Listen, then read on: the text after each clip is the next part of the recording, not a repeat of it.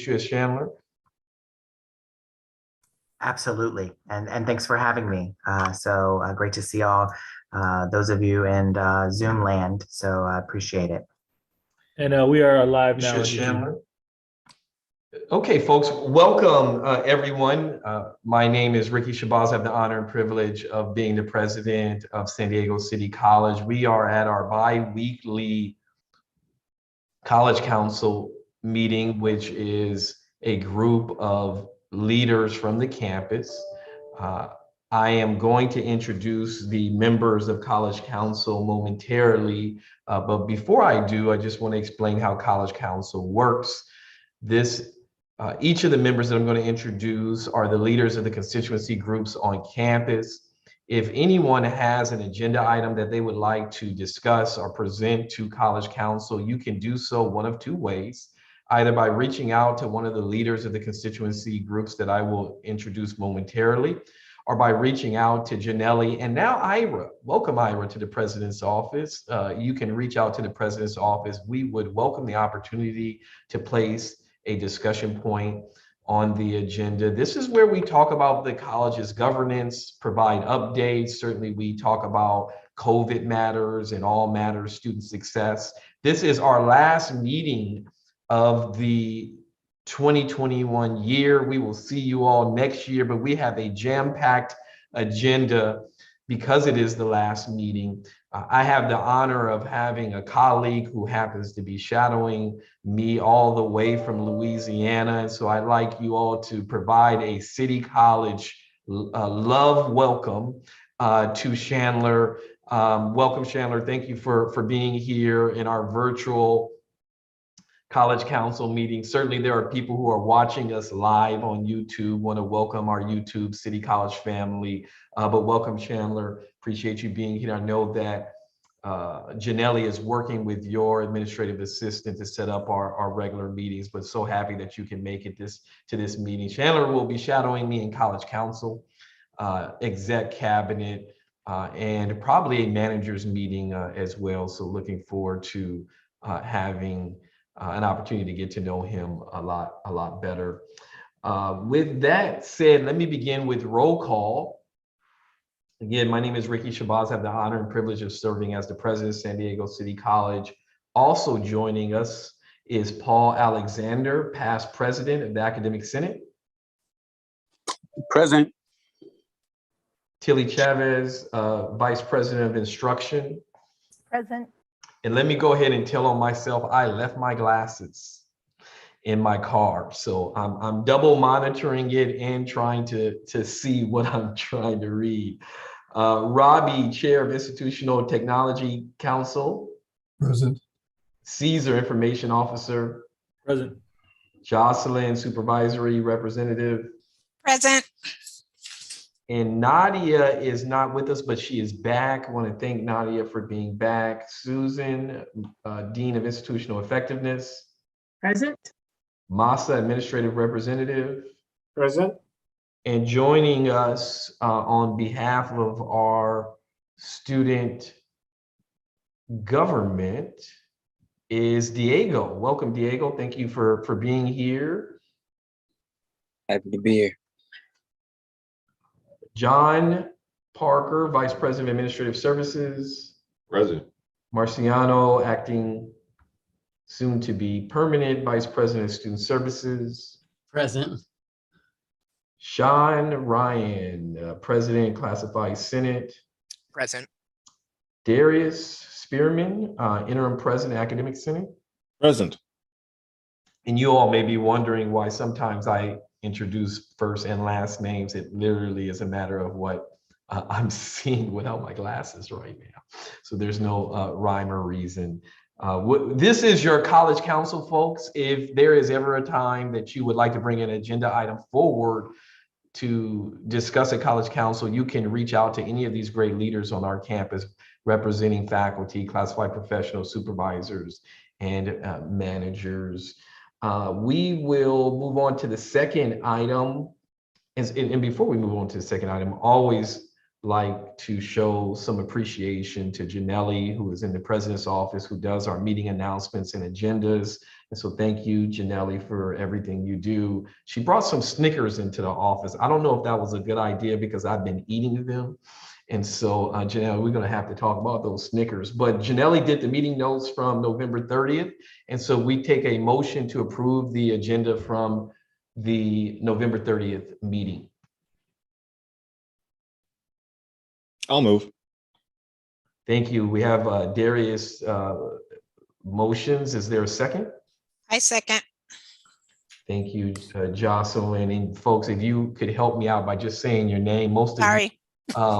you know, it's the squares rotate. And so as soon as fortunately I know everybody's voice, but just for the record, if you could, it would be much appreciated. So we got a first by Darius, second by Jocelyn. Any further discussion about the meeting notes?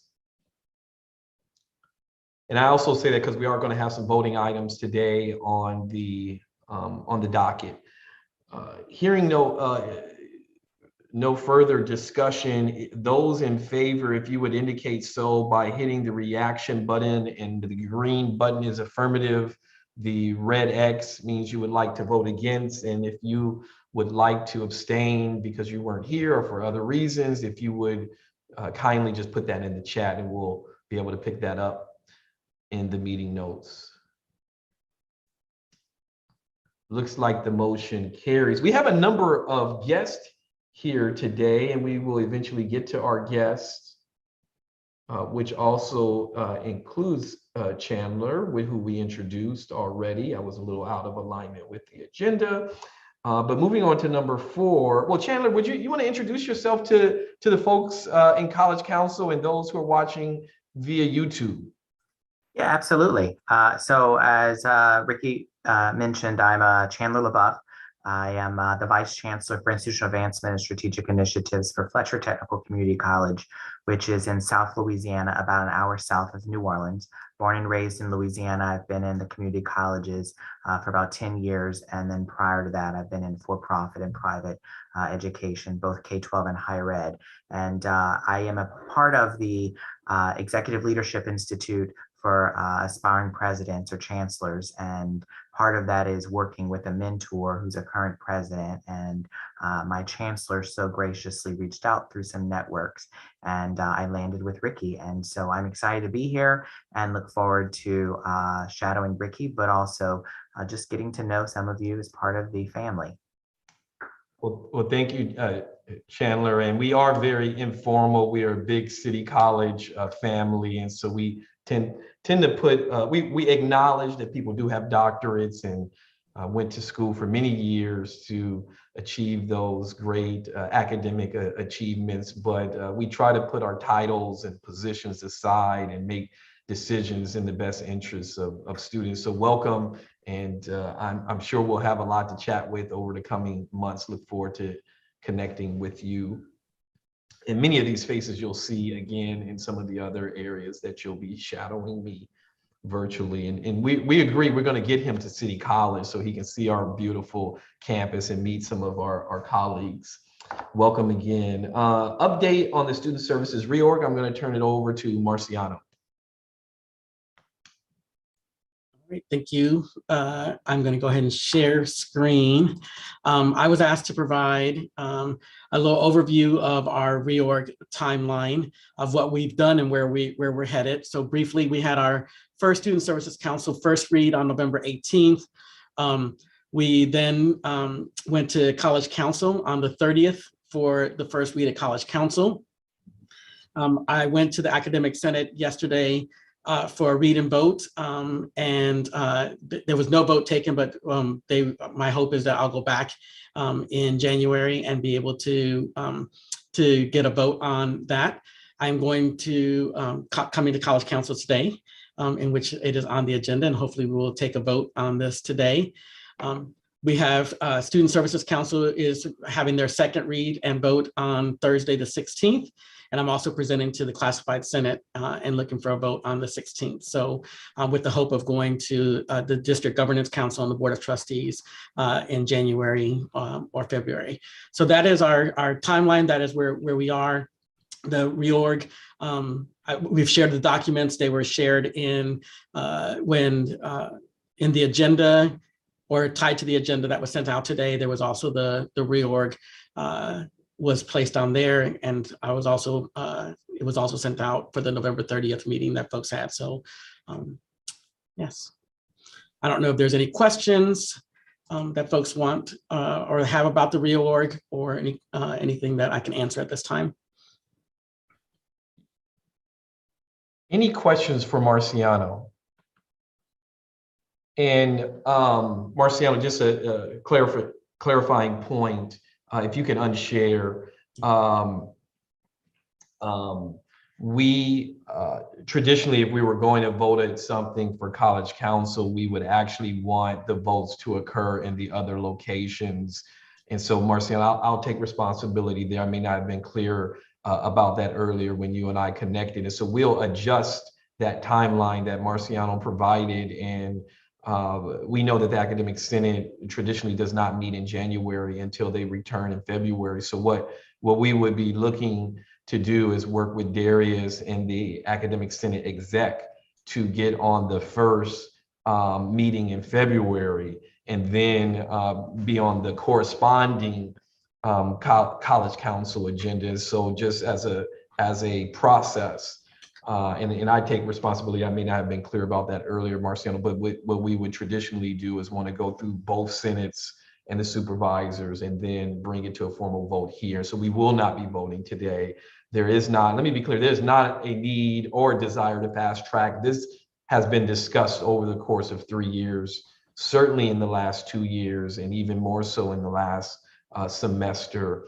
And so I'll ask Marciano to provide that in a campus update, maybe by Friday, with the attached plan, with the updated timeline that once you get with Darius and some of the other constituency groups, and Janelli will lock down the next Academic Senate meeting and then come back to College Council for a formal vote. But at that point, folks, this would have been 3 reads of this document. In 5 minutes, Marciano, if you could, just high level, why we're doing this, where it's been, what some of the concerns may be, what some of the opportunities may be, and why we're doing this. Right. So we started this reorg process about 2 years ago, really looking to align the student journey, looking at how students basically maneuver through our college when students come in, and all the way through the point of entry to the point of graduation and or transfer. And then we were looking to see how student services in particular was aligned within that student journey.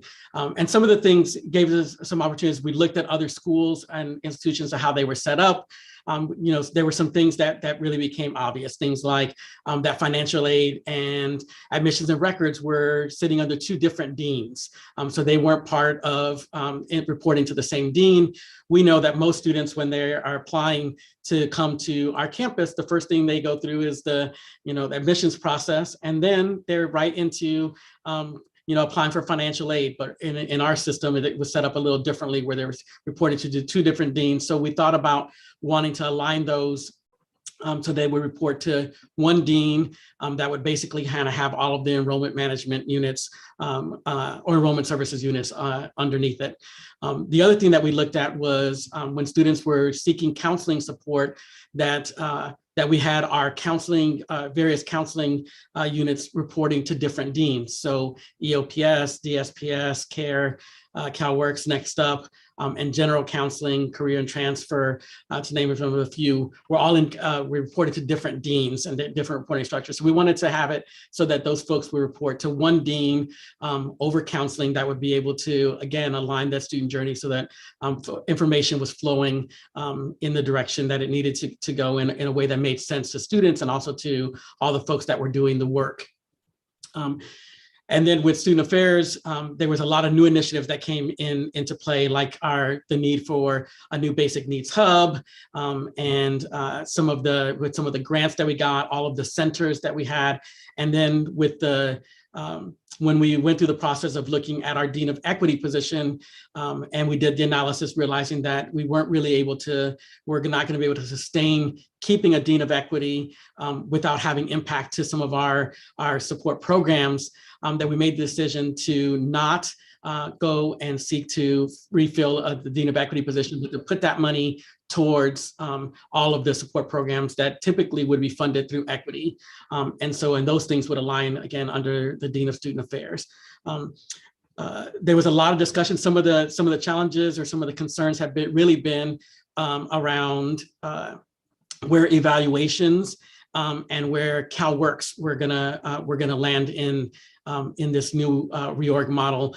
I've had some conversations with Dr. Hill about where evaluation, who is the current supervisor over evaluations, to get her thoughts of where it might align. She made it very clear that she would like to keep it in her area, and which means that it would stay under counseling.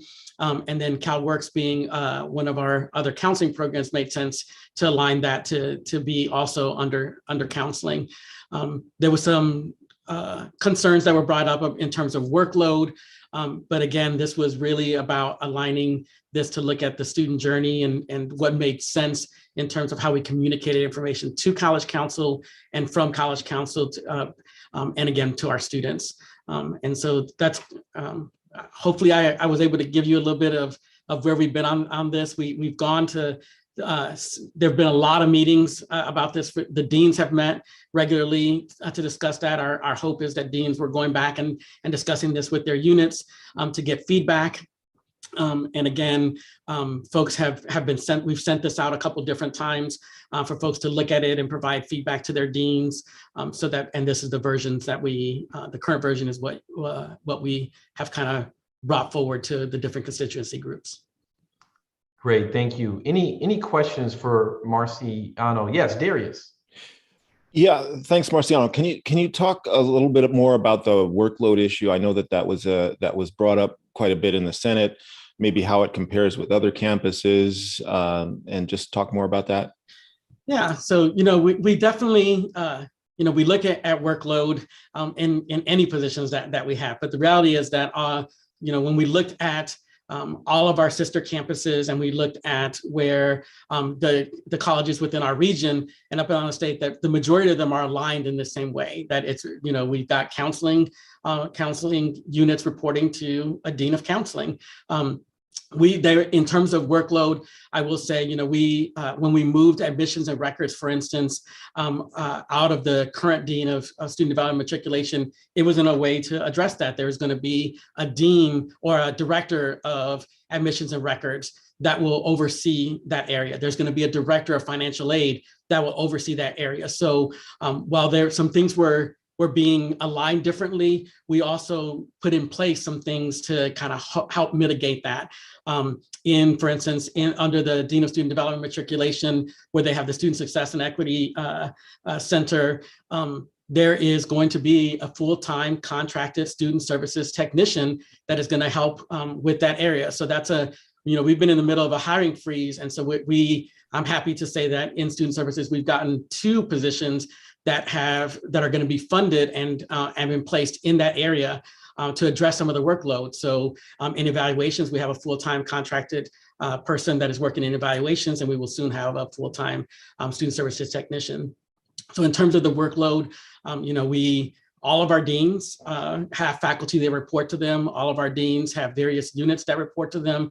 All of our deans are managing various amounts of grants. And so in terms of workload, it's spread out pretty evenly. Now, again, I get that, there's been some questions about the Dean of Equity, but as I've mentioned, if we have a Dean of Equity, then we're going to have less money to be able to really put towards some of those programs. And so we really wanted to keep the money with the programs.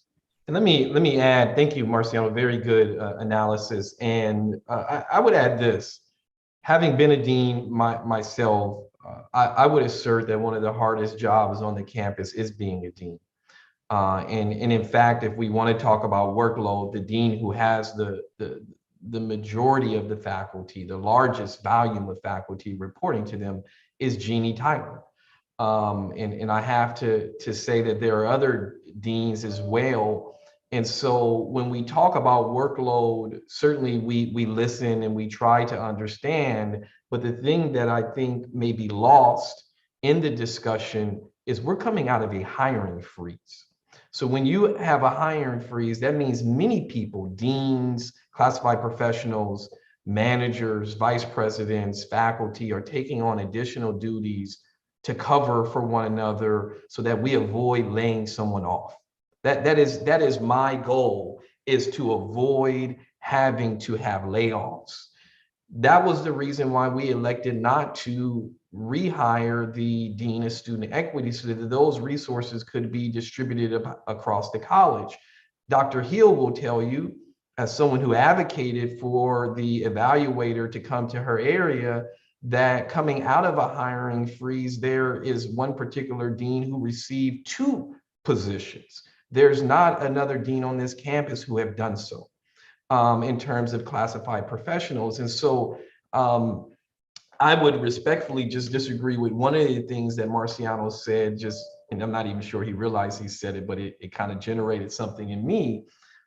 It's not evenly distributed across the deans, and the person who probably should be yelling the highest in terms of workload is actually Jeannie Tyler, and she hasn't done so ever. And in fact, at least not to me, she may have. But with that said, Tilly is also working with the instructional deans to look at that model. We've done some things with Rose's area. We did some things with the biological sciences. So we're constantly looking, Darius, at workload, but this notion of parity and equality really is just unrealistic, given that the schools are set up very interesting and in some cases randomly across the college. And one of the things that I am working on that I would really just like to share, like one of the most challenging terms in education is we always did it this way. And when we begin to look at dismantling some of these systems that impact students, it's going to make some people uncomfortable. It's going to cause people to take on additional things that they had never done. It's going to cause people to lose things that they were over. That's how dismantling a system works, lest we perpetuate the things and say, who moved my cheese? I'm okay with this, just don't touch my area. And so I can tell you that we did use data to make these decisions. Now, when Marciano comes back to the Senate, he's going to have a graph that's going to show the data in terms of the number of deans based on headcount and based on funding. This is absolutely about funding. This is absolutely about the student journey. This is also absolutely about dismantling systems that were in place that in many respects, no one can answer why it's set up that way other than this is the way it is. And I'm not just talking about the workload, I'm also talking about financial aid. And I would give an example and then I'll move on unless there are questions. No one could explain why the supervisors over financial aid and admission and records were supervisors and not managers. And outside of the organization, and Chandler, you can agree, I'm going to bring you into this discussion. Chandler, at your community college, in your system, are the people over financial aid and admissions, are they managers or are they supervisors?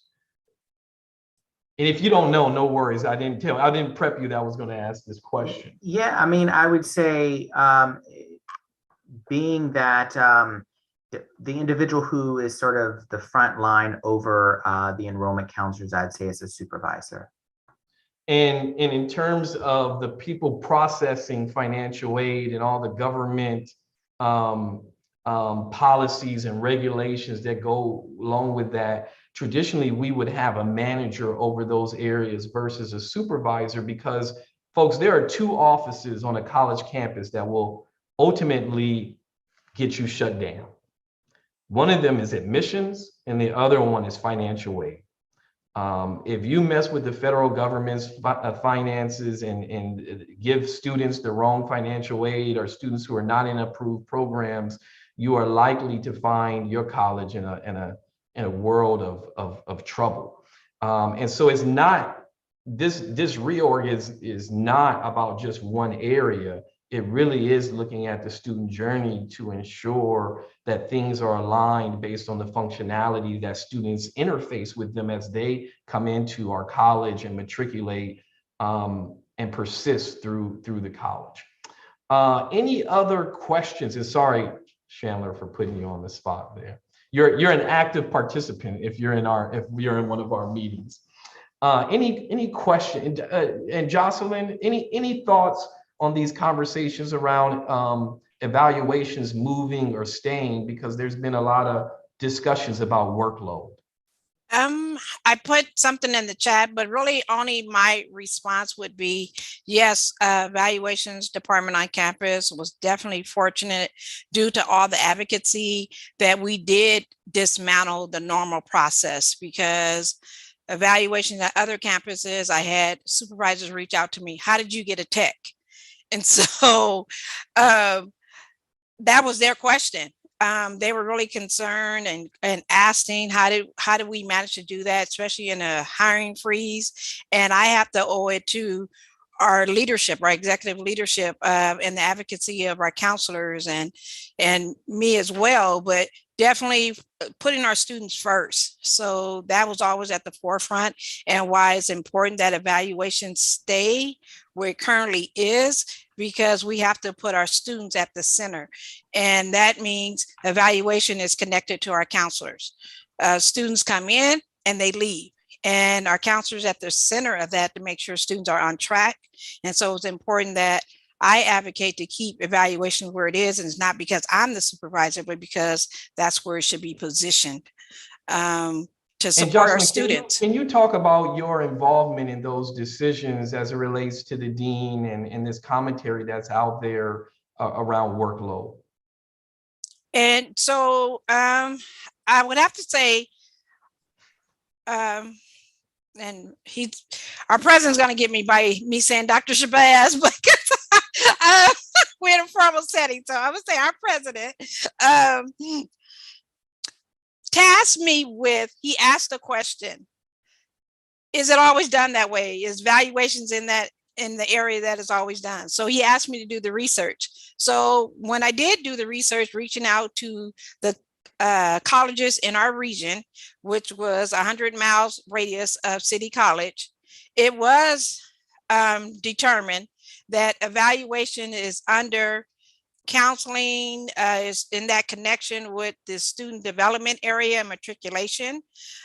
Because my first thought was, okay, it should be under records because students come in. But after doing the research and talking to my colleagues across our Region 10 areas, it was determined to me that, no, this is a supportive processing work and engagement that should happen between the counselor and the evaluations department under student development and matriculation. So with doing that research, and I can share the data with all of you if you're interested, what I did find out and discover, and the workload for me, yes, the discussion has been, what is the workload? I would say that that's not something I'm looking at why I'm asking for it to be moved or stayed. I'm looking at what is in the best interest of the student. And so conversations have been had about what is the workload for my area. It never was a question to me for saying I didn't have the capacity in the workload, but I had the gap. We're not having someone in that area. So our students, we don't want our students to be harmed. And so I'm so glad that our campus did advocate for us to have a technician, and she's doing a wonderful job. So I have to say thank you to Jeannie and Tilly as well, because they gave her up to come onto the student services side to support us. And that's Patricia. She's doing a wonderful job in the evaluations and making sure our students are being served. And like all of you support our students. So there was a gap. We didn't have anyone in that position for the two and a half years because our person got promoted. And so there was a gap. And our executive council listened to our concerns and advocated for us to replace that position. And so I'm happy to report that we do have a technician that has never been done before on City College campus. Has not been that high level of a technician on our campus. So I'm so appreciative that we have high level and I don't want to say dismantle, but creating opportunities where there's less barriers for our students.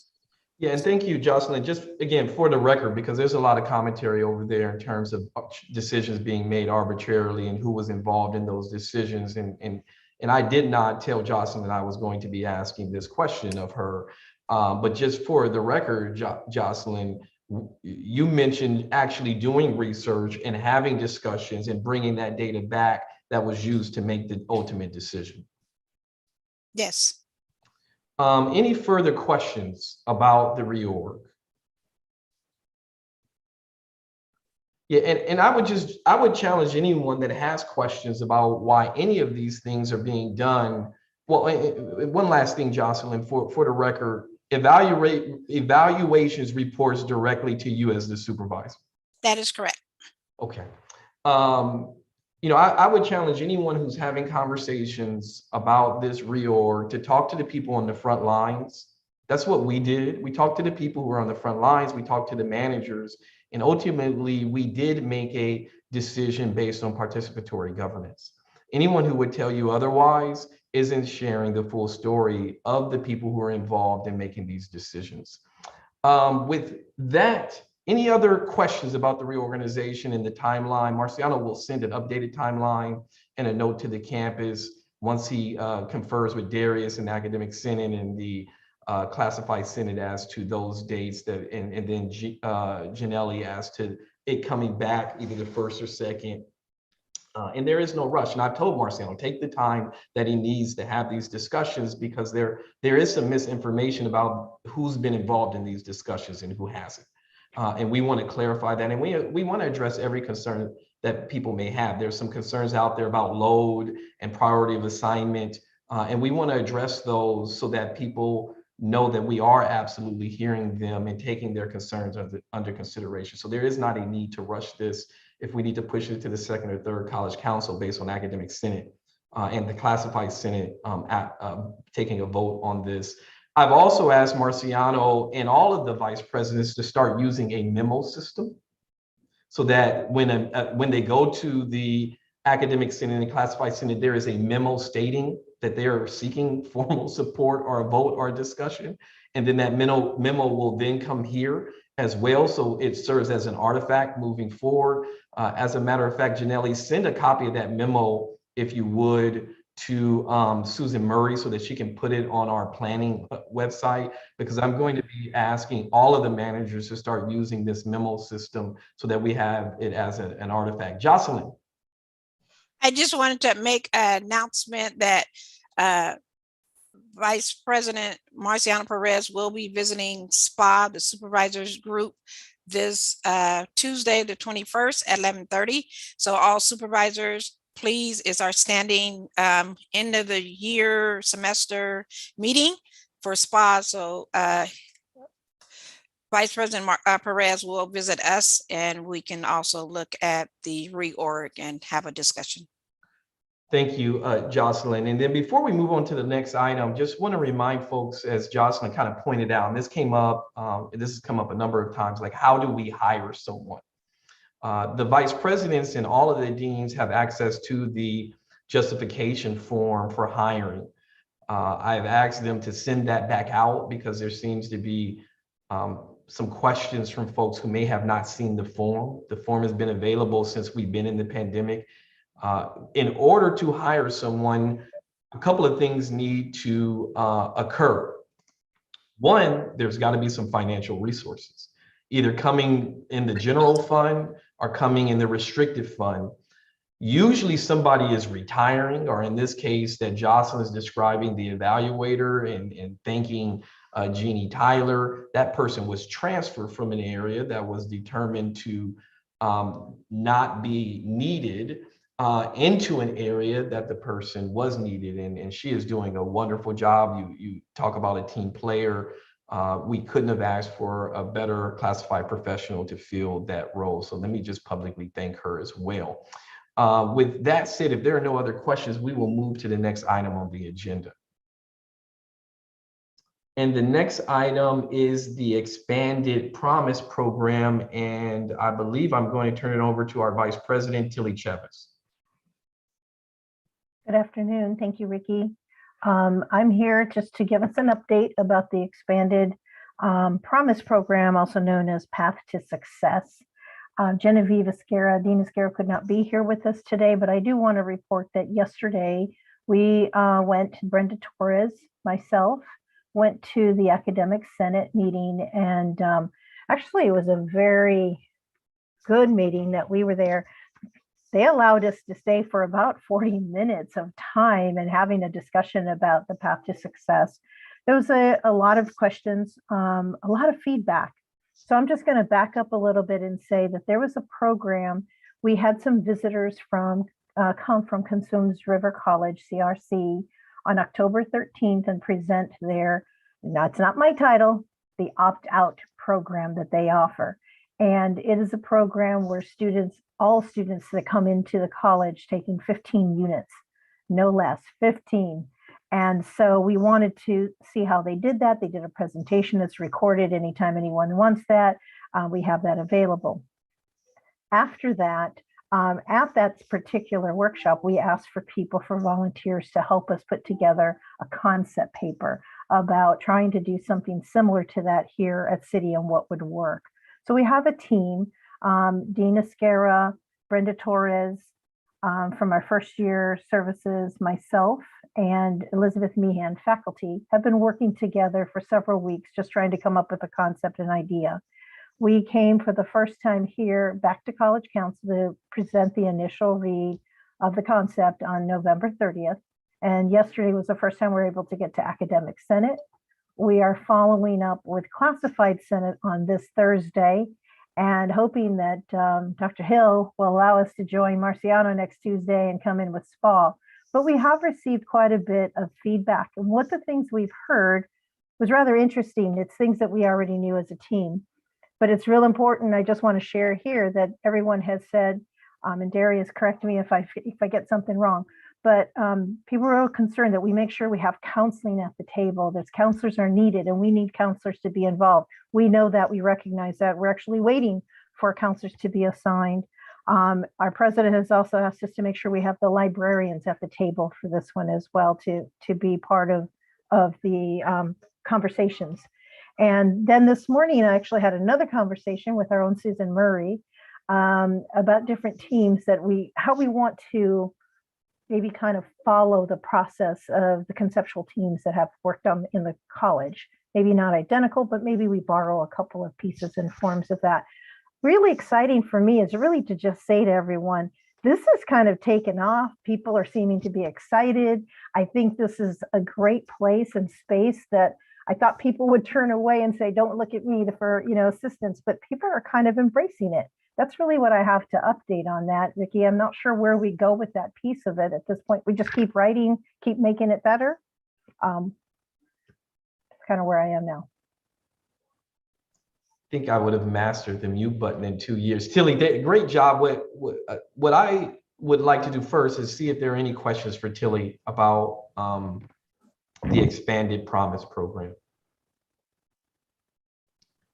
What I would ask Tilly is in a very similar way that Marciano is taking the reorg for student services, that we have a memo and we get a formal vote at the Academic Senate that they support this and then bring it to College Council for a vote. This is going to be something that City College did at one time, and that is a cohort-based program for first-year students.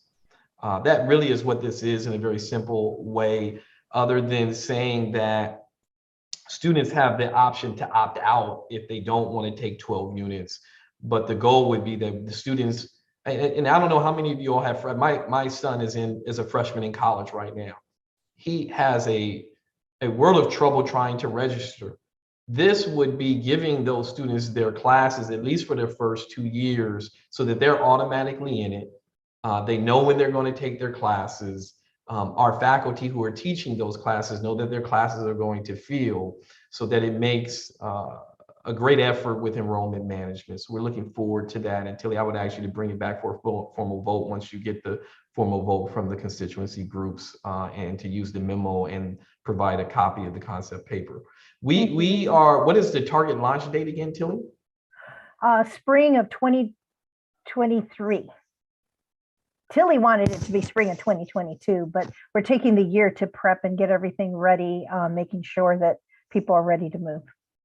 Yeah, and let's chat about that, because it'd be interesting. Normally programs begin in the fall, so I'd be interested to know why we were going to do in the spring. But I know that the committee must have a legitimate reason, which is why they want to do it in the spring. So look forward to hearing that. And if I can add, it's kind of off topic, but since you shared about your son and getting college classes, I'm in a doctoral program, and you know for yourself that I have a heck of a time trying to get myself in classes as well. They're not well marked and said, hey, there's spaces for you out of towners, but I just had to share.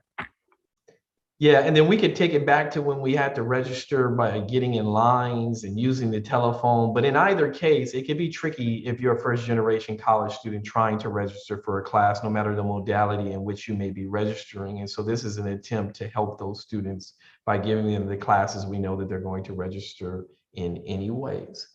Moving on, if there are no questions for Tilly, it is my pleasure to introduce our soon-to-be permanent dean. He's our acting dean officially still now, Aaron Deddy, who is going to do a special acknowledgement of our women's soccer team and our women's cross-cultural team, I don't know why I want to say cross-cultural. We have a cross-cultural center that we're launching. Cross-country teams, probably because I do not like run. I get tired just saying cross-country and all the running. I don't know how they do it. Marco does a wonderful job of posting pictures. They're all in the mountains and things running. I get tired just looking at the pictures. Aaron, would you do the honor of introducing our amazing coaches and their respective teams? Thank you, Ricky. It's always an honor to be here. A lot of our students are doing what amazing students do at the community college level. They're at work and they're about to do homework. They're at workouts right now. So many of them might actually be watching this on video later, and hopefully some great things. Tony's actually working right now, and we're going to see when he can pop in. And Marco and Zuris. So Marco and Zuris and the women's cross country team made it to the state playoffs for the first time as a team since 1989. That is huge. Marco? Oh, yeah, I'm here. Yes. And something Hello, everybody. to add on to that, Marco had a baby boy in this last year, and he was juggling that and coming in here. Marco, I just want to hear a great thing about how our team did this year. Oh, yeah. I mean, thanks again to President Shabazz and for Aaron, the last, a year plus supporting our department and athletics and throughout the pandemic. I mean, a lot of our success goes to the support we've had on that end, making it happen so that we could be safe and practice. But the team, it really goes back to last year, keeping everybody together when we're online. And it's really difficult to do that and create community and have people feel like they belong. That played a big role in terms of how the team bought into that, and the assistant coaches I've had and helping support on Zoom, the transition back to campus. But yeah, it's exciting. Since 1989, back as a team, individual successes, and we're going to continue to build from there. And now the greater San Diego area, recognizes that we have a good program and this is a place that they'd like to come. And so that's always really for us. That's nice to hear that people are noticing and they want to be here. So thanks again. And we really appreciate all the support. Thank you, Marco. And a big thanks to your assistant coaches that are on here as well. Without our supporting coaches, we could not do what we do. And I'm not sure if Tony's going to be able to say hi, because like I said, he is at work, but he wanted to be here in spirit. But Tony, if you could come in. Women's soccer has never been to the state playoffs in the entire time. And they did it this year. For the first time ever, they made the state playoffs. And I could not say how special it was to drive up to Mesa College and watch that team tie. I know soccer, you're like, what, tie? They tied Mesa College, and it projected them for the first time ever into the state playoffs. Yeah, I'm here. Sorry, I'm literally on the field right now in this lovely weather that we're having, coaching high school. But yeah, no, the girls did fantastic. You know, they really stepped up this year. They knew what was kind of at stake. They had that belief and that potential.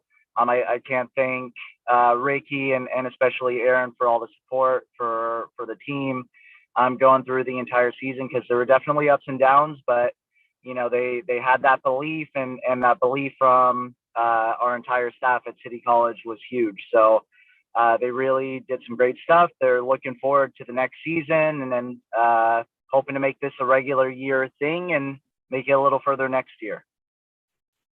Thank you, Tony. So Ricky, put us on the schedule for College Council around December 2022, as we're going to have some more state playoffs. Thanks for having us. Yeah, we'll call that a date, Aaron, and I want to just extend a special thanks to all of our coaches. Many of them are adjuncts, many are full-time, and our student athletes are working, as you heard Aaron saying, they're full-time students, folks, and they're playing a sport.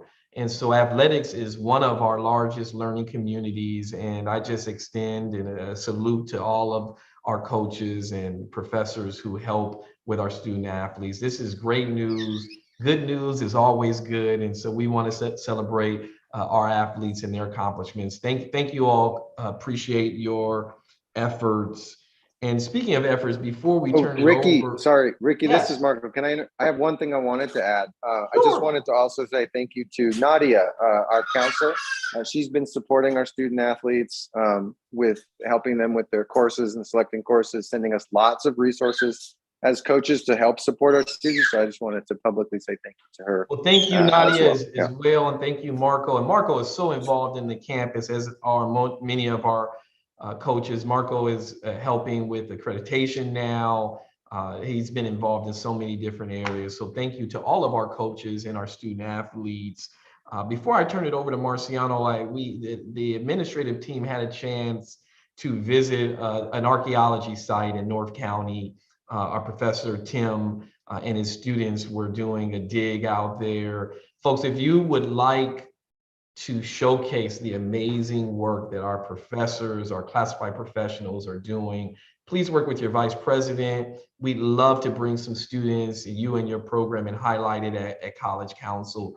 Caesar is always looking for a way to write something. And Tim, in our work in archaeology, actually just received an award for having one of the most diverse archaeology programs in the country. So thank you, Masa, as the dean over the area, and Tim as the professor, and those who became before Tim. Tim was adamant in acknowledging the professors in the program before he took over the program. And so we have a number of amazing things going on in the spirit of student success, and just wanted to send a special acknowledgement to Tim. And speaking of special acknowledgements, you know, when one of our City College members retires, it is exciting, but it is bittersweet. And I couldn't think of someone to acknowledge, especially during this pandemic, who has gone above and beyond to keep us educated and informed about how to navigate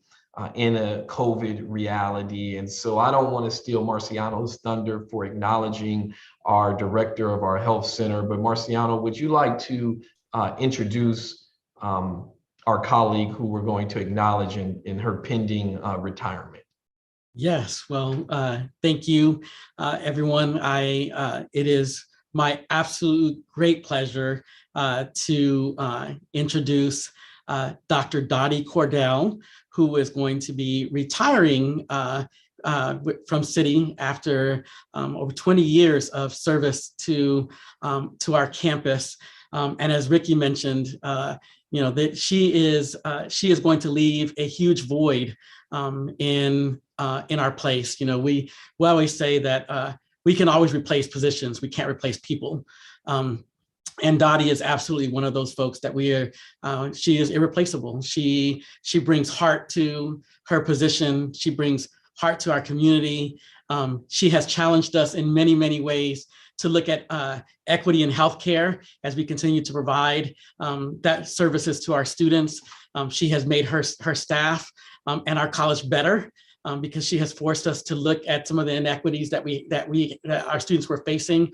And she's done all that with compassion and love and care. And even when we are being put to task for not doing something, she still makes us feel like she loves us. So we are going to miss her incredibly. And I know that we are launching something in, Ricky, are you going to do that part? You want me to do that part too? All right. So we wanted to launch a special scholarship that we will put forward. The Dottie Cordell Scholarship will be a $1,000 award given to a student who is pursuing a career in healthcare. It'll be awarded to hopefully a nursing student.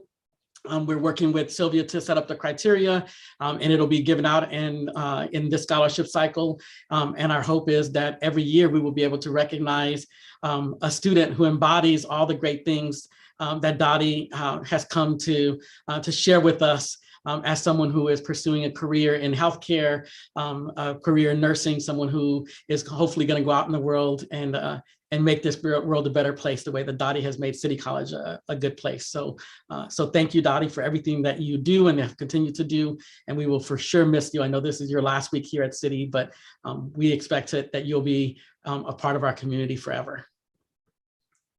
And Dottie, please, please feel free to share some words if you would. I don't know if I'll be able to. Thank you for the incredible honor, both Ricky and Marciano, everyone here. I'm really emotional. I don't want to be retiring.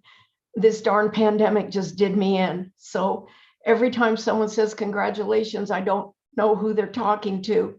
I'm going to miss you all. Many people I'm looking at, I've worked with you for 20 years. I consider you all just incredible friends and colleagues. The scholarship is absolutely amazing.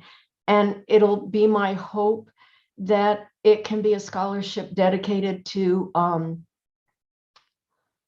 students of color, disadvantaged students to enter nursing so that we can begin to systemically address the fact that we need to have practitioners who look like the people we serve. And it has been my honor and joy to have found a home at City College. And I wish you all the best, and I'll probably be creeping around in some way or another. Dottie, you certainly will, because I immediately made an appeal to Dottie to join us on our San Diego City College Foundation board. I know that Yin and Gerald have reached out. Dottie has showed up and showed out. She has been at the food distributions. She's been at the computer distributions. When you looked up, you were going to see Dottie on the front lines helping in any way above and beyond her job description or call of duty. You just heard her leadership right now when she said the type of student she wants to be able to receive this scholarship. So Dottie, I salute you. We appreciate you. And you are not going anywhere. We intend to keep you engaged in the college. So congratulations again. I don't know if you see the chat, but you're getting a lot of love in the chat, in the hearts, and you do represent and embody the social justice that this college stands for. Thank you, Dottie. Congratulations. Thank you very much. Moving on, we have one of our amazing deans, Jeannie Tyler, who is going to provide, that is very appropriate, Jeannie, who's going to provide an update. We have a radio station, folks, and not only do we have a radio station, Jeannie Tyler has been working to integrate the radio station back into the curriculum. And so I'll let her talk about what that means and provide an update on Jazz 88.3, which is the largest jazz station west of the Mississippi. And that was my best radio impersonation that I could ever do. Jeannie, please take it away before I embarrass myself. You're hired. We have a job for you. Yes, thank you, Ricky. Thanks for the time to address everyone here on College Council and just provide you with an update.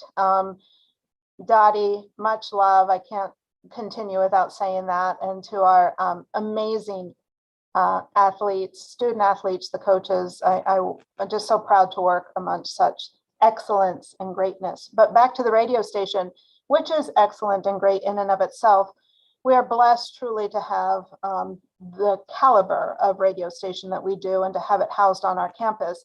And how lucky for our radio, television, and film students, particularly those interested in the radio segment, to have access to it. And that is exactly what they do have. We've had a little bit of a hiccup because we've been mostly off campus, but we are back. And in the spring, we look to be fully back and working with our students to incorporate them on the professional side of the radio station to do some news segments, which would include radio, weather and traffic updates. That's already been happening, folks. We just want to put that magnifying glass on it. In fact, we had to do a little bit of digging recently because there's been an informal objection for the radio station, but we are handling it because we're that great, right? You know, we have some community members, bless their hearts, whether it's through whatever the interest is, but we've had someone trying to subvert the great reputation of our radio station, but we are prevailing and it is being handled. I do want to share that message. We are a public broadcast entity and therefore we are licensed by the Federal Communications Commission, the FCC. And anyone really can launch a level of complaint. There are two levels. There's a direct challenge and then there's an informal objection. An informal objection's been launched, but it's already been handled, folks. I want to assure you, we have to respond to it though, just like any of us working at this state public institution, right? We're at the whim and mercy of our community, the community that we serve sometime. I just, not that it's ever been a question in my mind or even in President Shabazz's mind, but I do want to go on record as saying that our radio station is not for sale. It's not going anywhere. Never has been for sale. We've not ever entertained it. But again, we do have this formal objection out there that we need to respond to, and it's already been handled. Of a laundry list of things that were posted, there was only one of concern, as was that we didn't have programming that serves our community. I say pish posh because that's exactly what we do. I mean, there's just recordings and recordings of it. To include, getting back to our students, every Tuesday evening, there is a nightlife, night spelt with a K, like the City Nights segments that's posted, and it discusses San Diego area issues and concerns from our student lens. So we absolutely are serving those, the interest of those that we serve. And I can't go on further without putting a plug in, is if you just think of the history of jazz itself and how it came about and what it stands for, that is social justice, folks, right? I mean, those are the voices of the people that were marginalized for so long, and they brought their trials, tribulations, triumphs, voice out through song and music. And that's the history right there. And it's very appropriate that we have that on our campus. I'm sorry, I'm all over the place because I'm so excited. We're going to have internships with our students with the radio station. So please look forward to that and hearing a little bit more about that. And I just offer up myself and or Ken Poston, our station manager, as a resource for you. If you ever have a question, the offer is always out there. We will do PSAs for programs and services on our college. You absolutely can advertise through our campus radio station. We're here to help you folks. We're here for you. And just in this moment, I really want to be there for our radio station who does such a wonderful job. Thank you, Jeannie. And we'll start having regular updates. And Jeannie has done a wonderful job, as has everyone over at Jazz 88.3. In fact, we allocated her funds for Jazz 88.3, because we learned, as we did across the entire campus, we learned how to maneuver and operate during COVID. And so we sought to ensure that the radio station could in fact continue. Prior to COVID, I was a regular on the radio station, as were other deans. And Jeannie, we certainly want to get back to that. Our Jazz 88.3 showed up for our chancellor's mural dedication. They are embedded in the campus. And as Jeannie said, and it is both fortunate and unfortunate that I've got to say this. The radio station is not up for sale. It has never been up for sale. There has never been a discussion other than how can we continue to integrate the station into the curriculum. And if you listen to most of the personalities that are on the station, they are alums of San Diego City College. And so we want to get back to that rich tradition. We have this amazing student newspaper. Nicole in City Times has done an amazing job. And so we've been brainstorming about how do we take that print media and give those students an opportunity to be on the radio. And that's because of Jeannie's great leadership, as well as Ken's leadership over the station. They've been doing a tremendous job of raising funds even during a pandemic. And this station is primarily supported by the generous listeners. And we all know before the pandemic, they had these amazing jazz lives in the Seville Theater. And I promise at some point in the near future, we will get back to that, folks. So that is our update. Any questions for Jeannie or I about the radio station? This fits into, who was I talking to this week? And Chandler, this is probably good for you. Urban legends. There are all of these urban legends that emerge, and sometimes you scratch your head. Jazz 88.3 is a fixture at this college and will continue to do so because of the great people who operate the station. Thank you, Jeannie. And Ricky, actually, may I also add my thanks to the listenership, particularly the members, of which I recently learned our chancellor is a member and robustly supports the radio station, as do we all. Thank you, Paul, Jeannie. did you have a question? I saw your camera turn on all of a sudden. I got a little nervous. He's just checking on me. Yeah. Thank you, Jeannie. We appreciate it. Enjoy the rest of your day. I'm going to ask the vice presidents, are there anything you would like to add on number 9 in terms of the return to campus? Actually, Ricky, if Jeannie's still here, don't go too far, Jeannie. I wouldn't mind, and I think we talked about this morning, that we have a team within a team, within another team, but we actually have Jeannie Tyler has been working with Dee Armstrong and a collection of faculty to, I'm going to mess it up, Jeannie, to have some, we decided to call them campus ready spaces for the spring semester.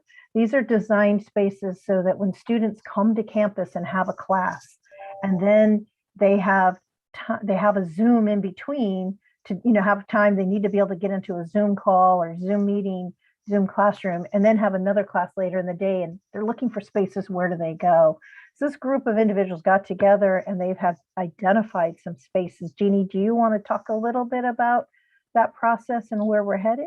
I sure can. As far as promoting and forever getting out the message that we are campus ready, this initially came to us, number one, because of students maybe with mixed schedules or mixed modalities and needing a place to go to. A lot of our students rely on public transportation, and you can't finish a class and hop on a bus and get back home, in time to get to that next class. So, but moreover than that, it was just really recognizing that it's going to be spring 2022 and we're back and we're ready for our students, and we're ready for our students to join us on campus and be with us in any way that they need to be, and however we can best support their comfort, their success, their needs.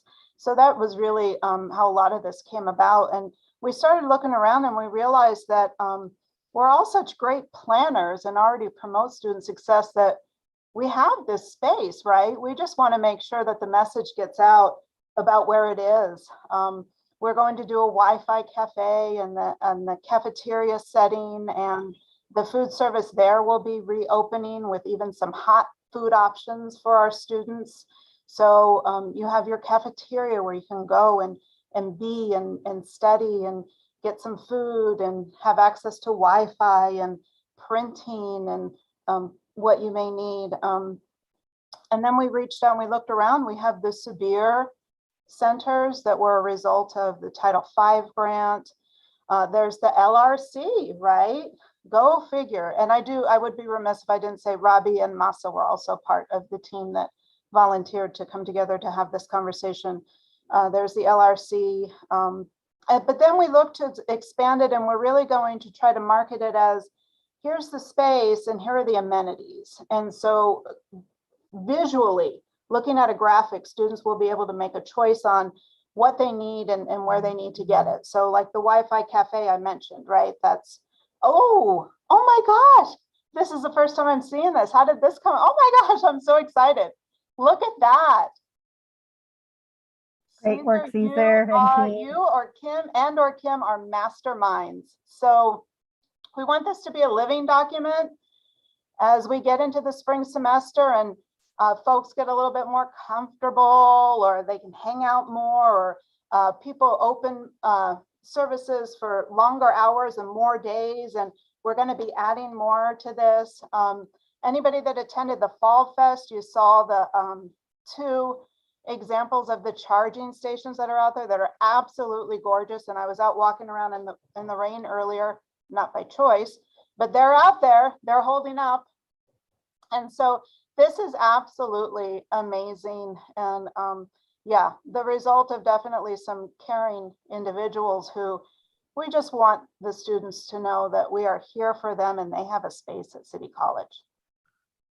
Great job, Jeannie. And Caesar, I assume if that was Caesar sharing it, that put a smile on my face. I was so excited. That couldn't have been any more perfect, Caesar, to compliment what Jeannie was sharing. And that is, folks, we know that our students have told us and are telling us that many of them depend on the campus for these services. And I was having a conversation with Paul, and Paul, hopefully don't mind me sharing, but what we were saying, and Paul chime in, but ultimately the discussion is, look, we've always had online classes and we always will. So our concern isn't necessarily the online classes, it's getting people back who depend on those in-person services that have not had them. So not in lieu of or in competition with, but in support of those students who don't have Wi-Fi at home, who don't have a computer at home, who don't have a safe or quiet space to study because they've got 5 or 6 little brothers or sisters or cousins or aunties or extended families in their space. We were talking to our student, Victoria, our ASG president, who spends 2 or 3 nights a week over at USD studying because their library is open till midnight, paying to park at USD. And so I'm trying to make it so that students who desire a quiet space, and I just want to shout out the team that puts a smile on my face. And Robbie, I want to echo Jeannie's sentiment. I drilled Robbie the other day over whether or not we were going to have a printer, and I call it a printer, but it's actually a multi-function copy machine in the cafeteria that we're calling the cafe now, because that is a major space where students spend time studying, getting out of the element, and hanging out. And there is an amazing 50th anniversary mural going on, being completed there. So that document is so needed to tell students where they can go and get the support that they need. Paul. Yeah, I mean, let me just piggyback on what you're saying. I think sometimes when we start having these conversations, there's like this fear that somehow online classes are going to go away forever. And that, as you pointed out, that's not the case. I mean, we've always had online classes. That is going to continue to be something that's available to students who learn better online and have the resources that allow them to do so. But I mean, if people saw the number of students I have who are writing their essays, research essays on their cell phones, I think a lot of the talk around equity in online teaching would begin to lessen. And so, the fact that we have, campus staff and admin who are really working hard to make sure that there's an environment, a welcoming environment on campus for those students who don't have the luxury of sitting at home in front of a computer and actually being able to focus and need to have an environment where they can go to that's conducive to learning in the same way that I had when I was a student at City College. Really means a lot to me as a person, and I know that it means a lot to the people who come by pillars of the community all of the time and ask us to help them enroll. You know, as somebody who tried to find my own class in the schedule a couple of weeks ago, it is not an easy process to navigate. And, you know, frankly, if it wasn't my job and if I was just a student trying to get in a class, I would have given up.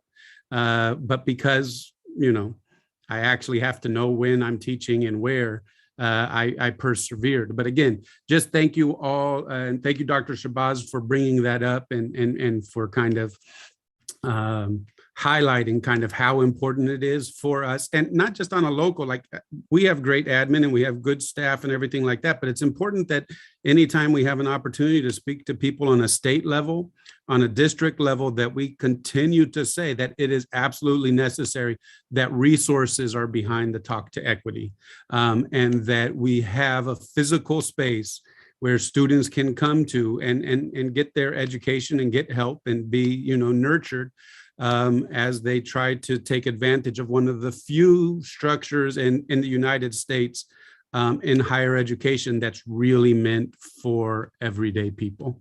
And you mentioned my name and said if I wanted to say something, and so I stood up to the challenge. But yeah, thank you. I can't. You'll be hearing a lot more of that from me, because frankly, I am really worried as we return to campus after it, you know, our entire education system being devastated for the last couple of years. I'm really worried that the future of education, particularly as it relates to community colleges, is being threatened. And unless we are all on kind of hyper awareness and paying attention to what's happening, I think what we were all able to benefit may soon disappear.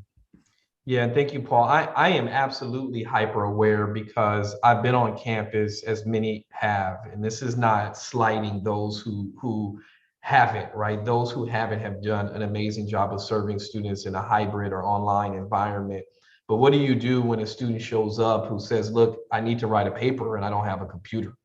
What do you do when a student shows up and they need Wi-Fi? And this team, as we have always, is responding to those efforts, and Robbie and his team are going to set up a small computer bank, indoor loaner laptops in the cafe, in addition to all the other areas that you saw on the document that Caesar shared. So I am super excited. We have some other items.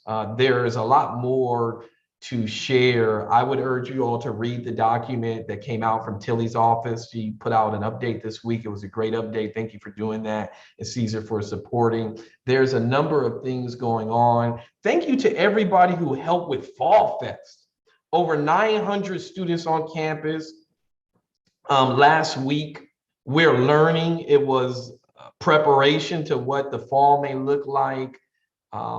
Many of us were amazed at the number of students who showed up, and those students didn't just show up. They were signing up for clubs and tutoring and things that they just did not know about in a virtual environment. So thank you to everyone who helped with that.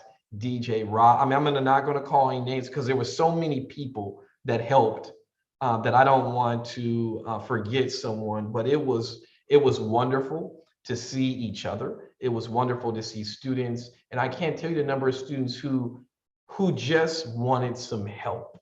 And that's what we're here for, folks, is to help. Number 10, real quick, is a basic needs allocation that's coming from the state. We'll work on the City College allocation, but it is going to allow us to open a basic needs center. Marciano will come back with more details on that. It is going to allow us to hire someone We're looking at having student emails. Chandler, do you believe our students don't have .edu email addresses? That is a long story for another day, but we're hoping to spend about $500,000 of this 3.3 million for student email addresses. There's some capacity issues in Microsoft 365 and enough employees in IT, but we are going to get there, folks. Additional work and support for mental health.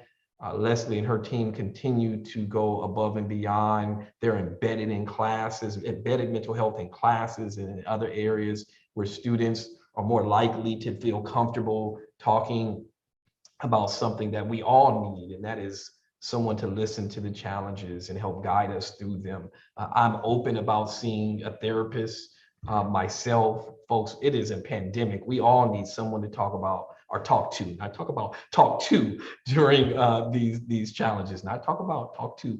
And so we've got some resources coming in that will help us further efforts that are already underway. We answered the classified hiring piece. How do I hire a classified? How do I state that I need to hire? All of the vice presidents have been, they don't like when I use the word tasked, empowered to come up with a hiring prioritization for classified. For those of departments who have a need, there is a justification form. The vice presidents have it. You can reach out to your vice presidents. They will ensure that you have a copy of the justification form. We are hiring, folks. I expect this spring, we're going to hire somewhere between 20 and 30 people. About 10 or so of those are going to be faculty. The other half will be managers. Again, we've got a new vice president of students coming in, 2, 3, possibly 4 new deans coming in, classified professionals. We have 2 ILTs that are in the works for science. We will be hiring a person to assist with health and safety. We've heard from the faculty, we've heard from the classified professionals. I've asked John and Tilly to take the lead on drafting a justification for that. I expect that the district is going to release us either 2 or 3 positions from the freeze and these additional resources that are coming in from the state. So we're going to be hiring. I want to now shift. Any questions about how to hire a classified professional? Please consult your vice president. They have a copy of the justification form as well as your deans. I'm going to turn over to Robbie to provide an update on the land acknowledgement. Robbie, let me just publicly announce you've always done some great work, but these projects that you're working on are really going to make a difference in our campus culture. So I appreciate your efforts in these areas. Robbie. Thank you, Ricky. So I'm going to share my screen. Host a disabled screen sharing. Can someone open the door for me? There you go, Robbie. Thank you.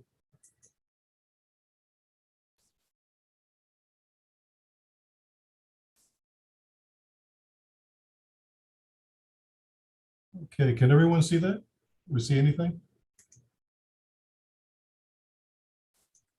You can see it, Can you Robbie. see that now? Thank you. Well, the college actually is turning a corner on something that many of us believe is extremely important, and that is recognizing that we actually toil, we work, we play, we collaborate. As we are here on this campus, we're doing all that on unceded Kumeyaay land. And frankly, a long overdue issue is for us to take a closer look at our relationship with the Kumeyaay. And also, frankly, if we're true to our words in terms of our interest in social justice and equity and making sure that we truly honor and respect our neighbors, that in fact, we should explore that relationship even closer to the extent that we would actually create collectively a land acknowledgement. So this is about a campus-wide land acknowledgement initiative. Initially, the PD group of coordinators got together and started to work on the proper way to approach this and to make sure that we are approaching not only ourselves, but our neighbors in such a manner that we are respectful and also that hopefully all of our objectives also coalesce. So, at a quick overview, the San Diego City College Land Acknowledgement is a formal statement at the end of the day when we get to that, of related actions that acknowledge the significance of Indigenous peoples to the college and surrounding communities. San Diego City College land acknowledgement is intended to foster greater awareness, understanding, and regard of the history, culture, and internal perspectives of the Kumeyaay Nation. This land acknowledgement represents a call to action for stakeholders within the college to express with humility our collective appreciation and gratitude for the Indigenous people who were the original caretakers of the land that the campus rests upon. And a central theme associated with San Diego City College's mission is its ongoing commitment and contributions to the intellectual, cultural, economic, and social advancement of communities and individuals it serves. Therefore, the creation of an institution-wide land acknowledgement is consistent with the college's efforts to cultivate relevant community relationships. So, given that the PD team came up with a few recommendations after exploring what has been done on other campuses nearby and elsewhere in California, both in terms of the process taken, but also what they've learned along the way. And I'll just present this very quickly, but some colleges have realized that they haven't always had the most appropriate relationship with the Indigenous people on the land that they work upon. And some have found out the hard way about that. And also part of it of reflection, they have not cultivated a rapport with the Indigenous parties within their areas. We have an opportunity to at least explore this much further. And we hope to, by the end of the day, after we have the opportunity to work in collaboration with representatives from Kumeyaay, and for those who are members of this campus community already, to present to you a land resolution and a land acknowledgement resolution to the college's leadership team and stakeholder groups, including College Council, Academic Senate, Classified Senate, SPA, and the Associated Student Government. We will establish a college-wide land acknowledgement statement that hopefully can be read at any event that we're hosting or where there's college dignitaries around, and at the beginning of all formal and in some cases informal college events. And to add the land acknowledgement statement as a permanent fixture to the college's website, social media, and other web-based platforms. Recommendations straight ahead would be to allot dedicated space for the visible manifestation of a land acknowledgement via plaques or commemorations of highly trafficked areas placed across campus. We would need to secure permission to include official Kumeyaay logos and icons on college documents wherever appropriate. And also, most importantly, the reason why we're doing all this is also the ability to build a rapport, to consistently bring together Indigenous people on the community, and all relevant stakeholders for guidance and advice to continue to examine the history and significance of the terrain on which the college sits. To get to this point, we hope to do quite a few things in terms of action items.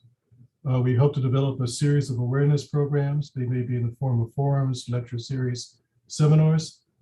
We'll pursue opportunities for intellectual exchange and possible resource sharing with Kumeyaay Community College, in which we might develop a formal relationship and share some programming and perhaps maybe some students. There, we also are going to be engaging directly with Dr. Stan Rodriguez, who's going to also help us as we move forward with our lecture series and appreciative inquiries. Big note is that we also will address the relationships with Indigenous people during the keynote speech that's coming in spring, in our spring convocation. That will be January 27th.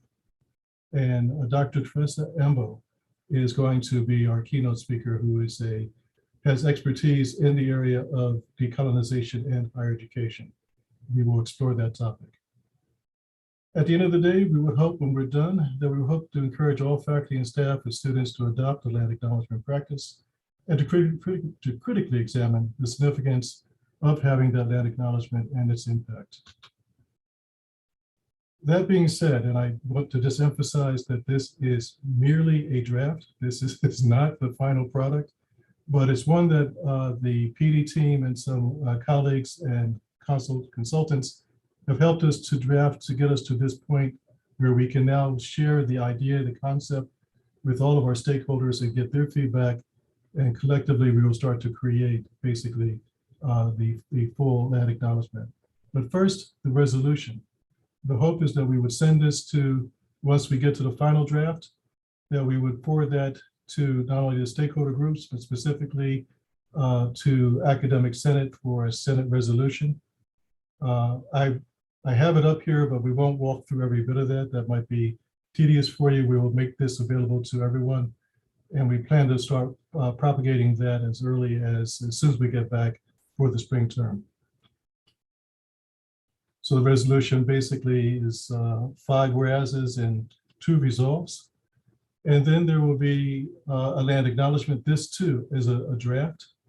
There are very long land acknowledgements. There are short ones. This one we hope is just right, but we like to build upon it, share it with our respective stakeholders, get feedback and modify as appropriate.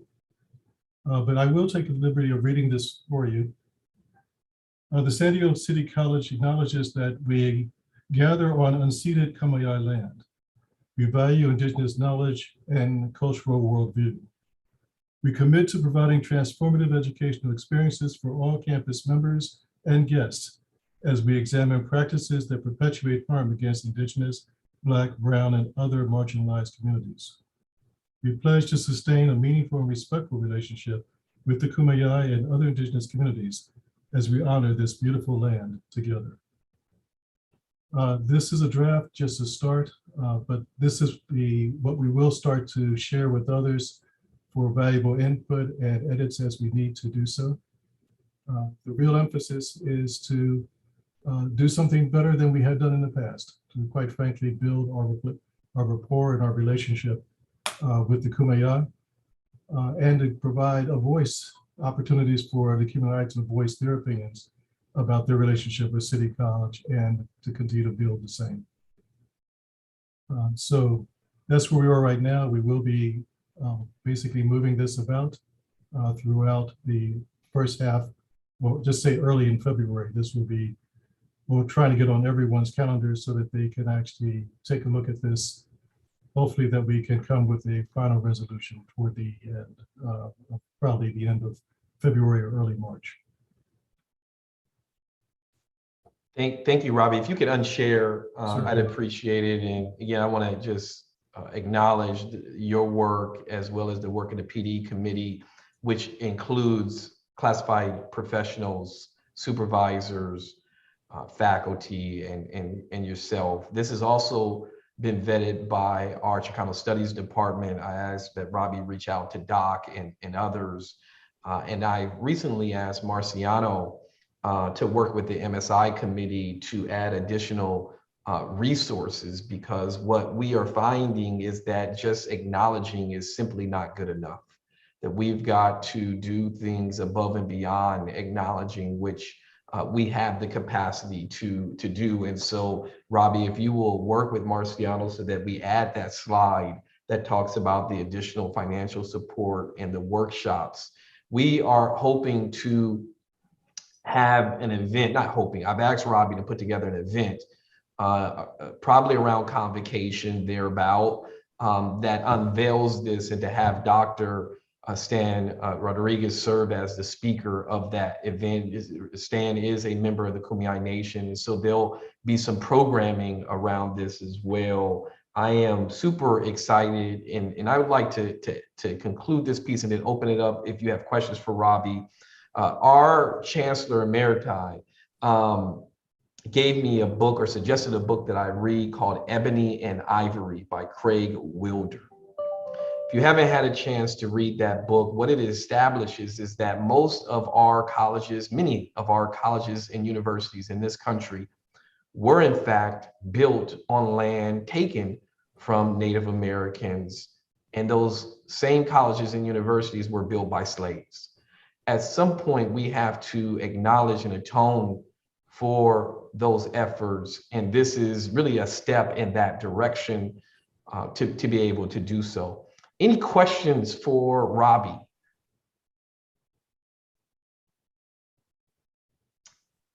Hearing none, let's wrap up today's College Council by me wishing everyone a safe and holiday season. Folks, COVID is real. Please do not proceed with your holiday events without being mindful of wearing a mask, social distancing, washing your hands, all the things we've been saying. It is not the time to lower your guard. It is the time to be even more careful. We know that there is the latest variant out there. There's likely to be more variants in the pipeline. And so we care so deeply about our City College family that we want to be sure that we are mindful about these practices that we set in place. I want to also extend my heartfelt appreciation to every one of you who've helped our students succeed in this semester. Next year is going to be very exciting, probably more excitement than many of us have signed up for. I don't have a crystal ball, but if I did, what I would see in that crystal ball is that we are going to show up and show out in 2022. We're going to be figuring things out as people come to campus. We're going to continue to have lively discussions about how we support students. And we're going to do so in as safe of a way possible while having some fun, because it is fun changing the lives of our students as we see them transfer, as we see them get certificates, as we see them break the cycle of poverty that many of our students do and that you all help facilitate at our great college. Enjoy your break. It is a much deserved and a much needed break. Enjoy your family, support one another, and let's continue to show San Diego City College love. If I don't see you between now and the weekend, I will see you all next year. Take care, everyone.